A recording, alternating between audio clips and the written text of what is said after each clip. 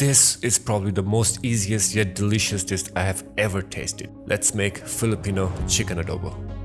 Put oil in a pot, add your onions,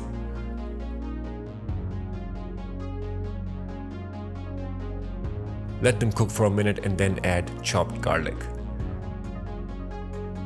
Give it a stir, let it cook for another minute or two. Now place your chicken on the side, use thigh and drumsticks for extra flavor. Cook each side for 5 minutes until you see the crust turning golden brown. Next, add soy sauce, brown sugar, black pepper,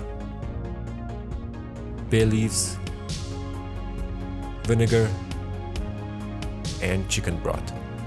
Mix it well and then let it cook on medium heat until the water has dried out and the sauce has become thicker. Keep pouring the sauce over the chicken while it's cooking so the chicken can absorb the flavor. Serve it over white rice.